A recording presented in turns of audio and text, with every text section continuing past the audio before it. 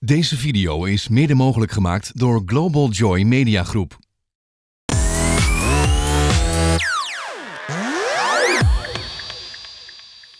It's like the iPad.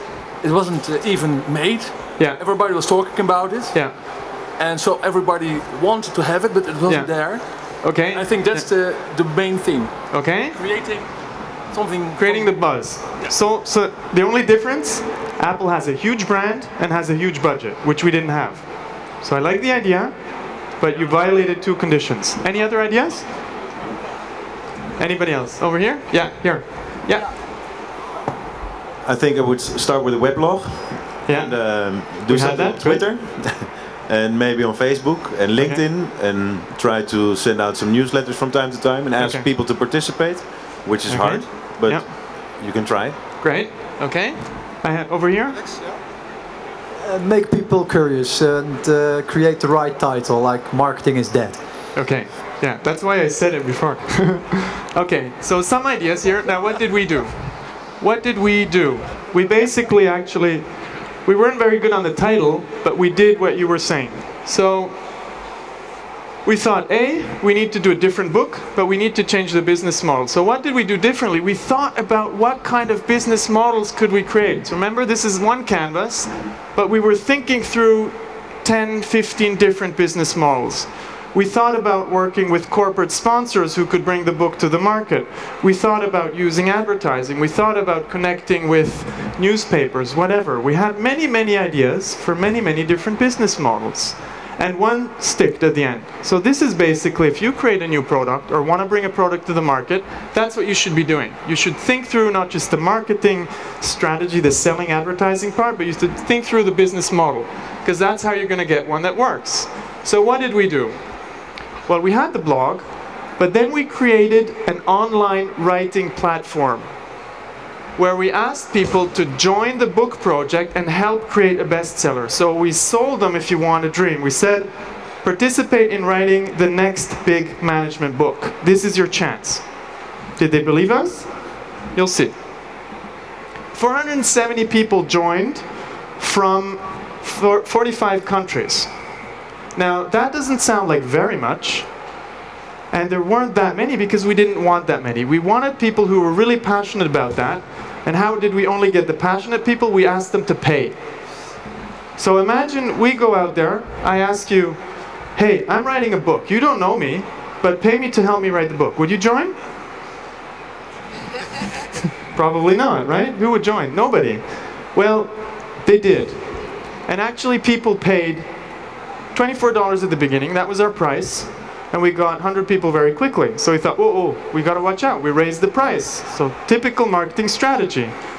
People still joined, actually quicker. The more we raised the price, the quicker people joined. 81. At the very end, 3 days before publishing, we asked for $243. 3 people joined, simply to be part of this project. So that's nice. Not huge sums, but it's good. If you have zero marketing budget, it's always good to earn money before you actually sell something, right? So why did people participate? Well, for a couple of reasons. People love being trendy, being the first about some kind of movement going on. And that's what we sold. We sold this idea that they can be the first to get this content, potentially the next management bestseller, and they could be part of it, right? And we said, well, we don't just want them to pay and join. We want them to be able to prove that they were part of this. So each person who joined could not just participate in the book, but they would get their name in the book. So they felt ownership.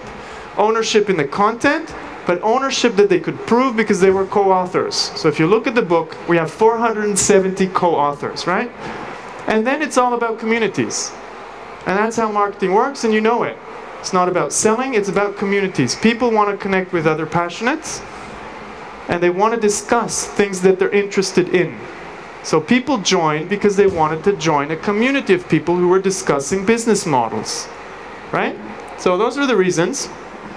Now let's ask ourselves, well, how is the distribution? We created this buzz, we had 470 people. Well, I think nowadays, anybody can sell stuff. If you're a musician, if you're a writer, if you're an artist, distribution is a commodity. It's easy to reach the world. Well, what's difficult is the attention. So we got the attention through these little participations, right?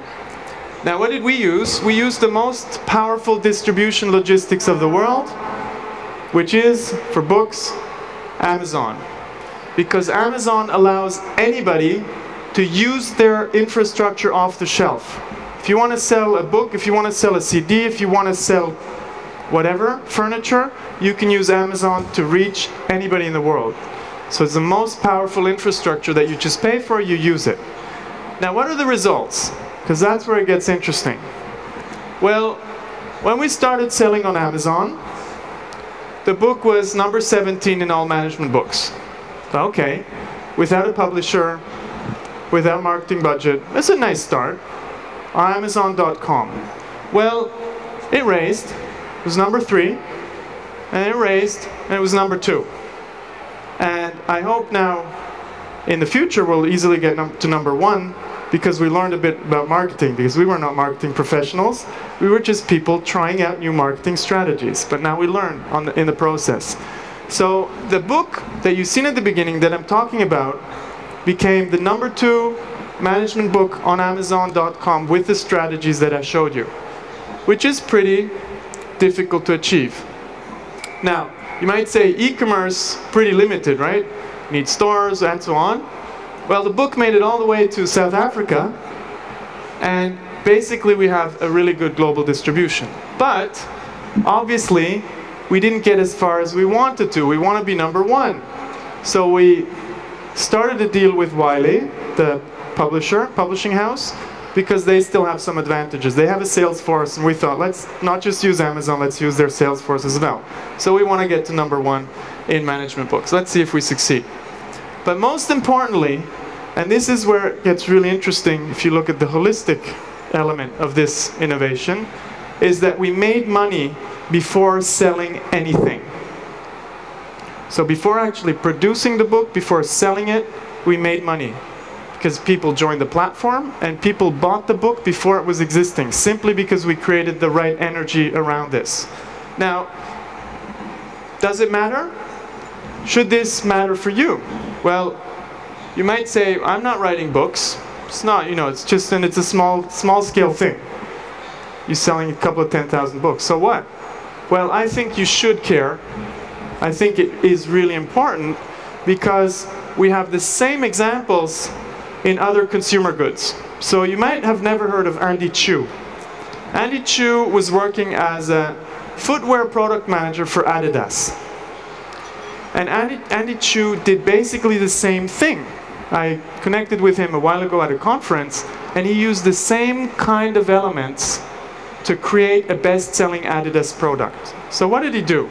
He had practically no budget, and he said that helped. Without a budget, he could get his project through the Adidas decision process. Adidas, just like we were passionate about business models and management concepts, Andy was passionate about shoes, about sneakers, so he has 200 pairs in his closet at home. And he detected a trend. So in our case, it was visual thinking, the tools in management. In his case, he detected a trend called fixed gear biking, mainly practiced in San Francisco, where you go down a hill without brakes with one single gear. Okay, pretty risky, but a cool trend, a trend people want to connect to. Then he partnered with some people, and he created the trend by partnering with Hypebeast, which is a Hong Kong fashion magazine. He partnered with a trendy shop in Berlin, Berlin as the fashion capital of the trendy, and he partnered with a bike manufacturer, obviously, Bianchi. And with that, he created a shoe around that, and it became basically Adidas, one of the best-selling shoes last year. So Adidas used the same type of ideas to create a best-selling product because they were using emotions, because they were engaging people, because people could be part of something starting out, becoming big, before it was actually on the market. Creating emotions, connecting. Now, did Adidas understand what happened to them? What do you think?